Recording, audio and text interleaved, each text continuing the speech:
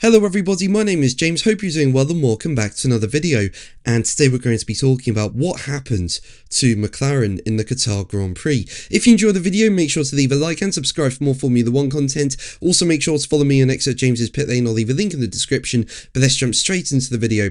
Now, the McLarens have been fast all through the weekend in Qatar, and for the Grand Prix they qualified P1 and P2. So I did not expect at the end of the Grand Prix for the McLarens to finish P2 and P4, and I did not expect Max Verstappen to take such a dominant victory.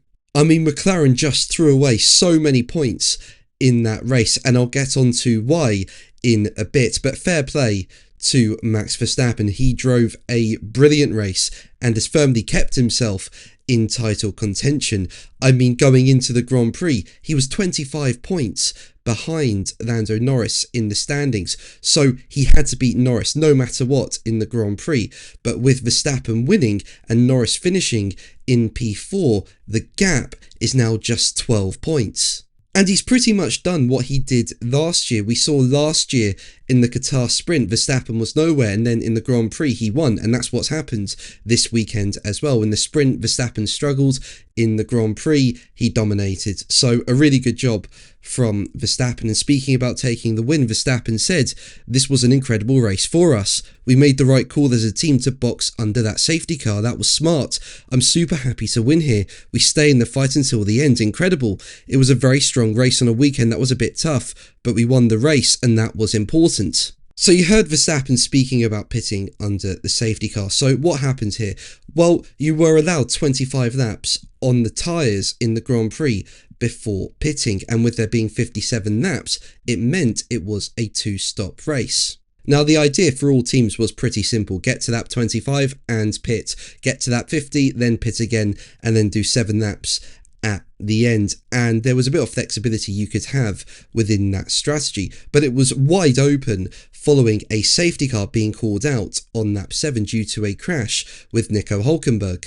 And when that safety car came out, the entire grid boxed aside from the two McLarens. Both McLaren drivers stayed out, and it then became a situation where the McLaren still had to stop on lap 25, but they still had to make 2 stops under race conditions, whereas everyone else had made one of their stops under a safety car, so it took a lot less time to pit. But while the McLarens were fast around the circuit, they just could not create a big enough gap following the safety car restart, and as a result came out well behind Max Verstappen when they had to pit on lap 25. Then they had some traffic to clear that allowed Verstappen to extend the gap out in front, and then when Verstappen stopped, he was not far behind the McLarens at all, and the McLaren still had to make one more stop.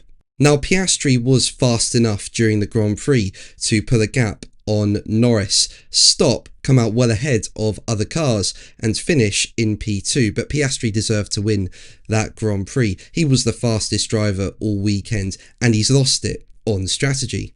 And speaking about it, Piastri said, "Clearly we didn't get it right tonight.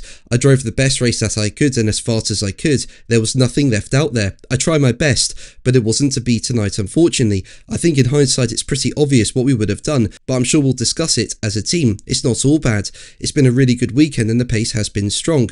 Obviously, it's a little bit tough to swallow at the moment." Meanwhile, Lando Norris was nowhere near as fast as Piastri throughout the Grand Prix. He was just struggling for pace, and we saw a couple of errors throughout the Grand Prix, and he only ended up in P4. It would have been P5, but due to Kimi Antonelli making a mistake, he was able to get past Antonelli, and that moved him up into P4. But not good for his title hopes at all. I mean, he went into this weekend as a title favourite, and we were all speaking about, is Norris going to be world champion at the end of this Grand Prix? Because he's been in fine form the last couple of rounds, and if he won in Qatar, he would be world champion. But we now go to the last race with Verstappen just 12 points behind Norris and Piastri just 16 points behind Norris. And also Verstappen moves up to P2 in the driver's standings, of course. So what a gift this is for Verstappen. And speaking on McLaren's strategy, Verstappen said, It was like, that's an interesting move. I knew we had a gap, but you still need to keep the tyres alive. The tyre wear is high around here, and luckily it's all worked out. Now, interesting, following the Grand Prix, it looked like McLaren delayed interviews with the media. Basically, Sky Sports F1 Ted Kravitz said, "Normally at the end of these races, I speak to Andrea Stella or Zach Brown quite quickly. They are shell-shocked down here at McLaren. They don't know what to say. They've gone to the back of the garage. They said no interviews until after the podium. They need to go and understand and explain this all away."